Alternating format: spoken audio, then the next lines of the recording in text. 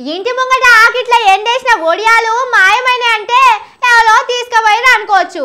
ఇంటెనక కోళ్ళ గుడ్ల కమ్మిన కోడి పుంజు కనపడతలేదంటే ఏ కోళ్ళ దొంగనో ఎత్తుకపోయిన అనుకోవచ్చు.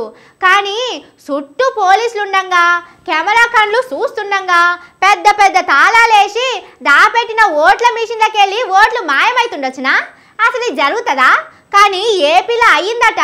ఈసారి భాజపా 175 సీట్లు కొడతామని చెప్పిన వైసీపీకి ఓట్ల డబ్బాలు తెరిచినాక చూస్తే కళ్ళు తిరిగినంత పని అయింది. వస్తాయి అనుకున్న 175 కాదు కదా, మీది 70 సీట్లు సుతా రాలే. ఓ నీ గిదేందని అడిగే సందు కూడా దొరకలే. రిజల్ట్ చూసినాక ఫ్యాన్ గుర్తు లీడర్లందరూ కయ్యమనుకుంటా ఇంట్లో కూసుర్రు. ఒకలో ఇద్దరు ఓట్లు మాయమైనాయి, ఏదో గల్లత్ చేసిరు అని మైకుల ముంగట చెప్పిండ్రు. అయితే ఇప్పుడు జనాలు సుతా అడుగుతున్నారు, అరే గిట్లెట్లా అయింది? మేం సర్కారు ఇచ్చిన పథకాలు పొందినాం, మాకు అంతో ఇంతో జగన్ సార్ సర్కారు ఉన్నప్పుడు ఆసరైంది. మేమందరం జగన్ సార్ పార్టీకే వేసిన ఓట్లు.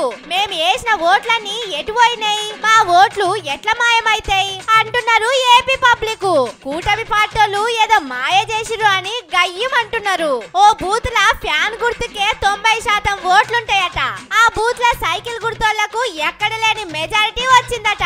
ఏదో కిందికి మీదికి చేసిర్రు, లేకపోతే గిట్లెట్లా అవుతుందని లొల్లి వేస్తున్నారట ఏపీలో కొంతమంది జనాలు.